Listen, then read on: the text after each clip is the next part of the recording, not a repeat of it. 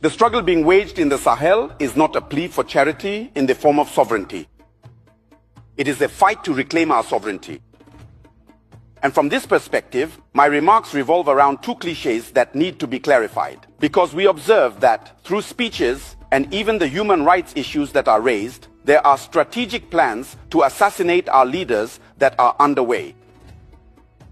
And when I speak of a strategic plan to assassinate leaders, I need to be precise in my words so that everyone can understand.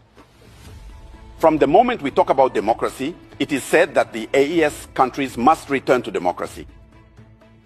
They must return to holding elections. What kind of democracy are we talking about? That question mark deserves to be raised, considering that from the 1960s to 2022, if I take the case of Burkina Faso, we have been governed by so-called Democrats who were installed, put in place by people sitting on the other side of the oceans. What has been the impact on the ground? Let me give a few examples. From 2022, that is from 1960 to 2022, that makes 62 years. Compared to the period from 2022 to 2026, that's 4 years. In 4 years, here is what has been accomplished. When the call was made to the Burkinabe people to face the current situation, starting in 2022, at the moment when I am speaking to you, the state has allocated 104 billion CFA francs to agricultural mechanization and inputs. And what results have we achieved? That means 104 billion, which is more. And this allowed us to reach 67,000 tons of cereals to feed the population. Isn't that defending human rights?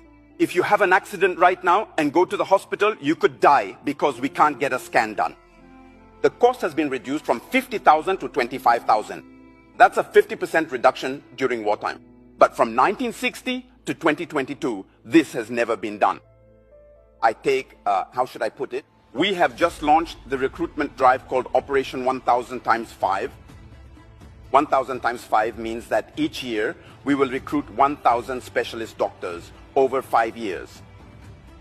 From 1960 to 2022, those who established their democracy here never did this. Let me give another example. We have just opened the hospital, the largest hospital in our country, on July 29, 2025 in in Bobo Dioulasso, in cooperation with China. And I tell you, Your Excellency, that in our country, since 1960, it was on July 29th, 2025 in Tingango, that the first operation enabling a kidney transplant was performed in our country. When someone was sick, they had to take a plane. It was on the other side that they went to have it done. Now it is done in Burkina, in a country that is at war. Another example I would add is the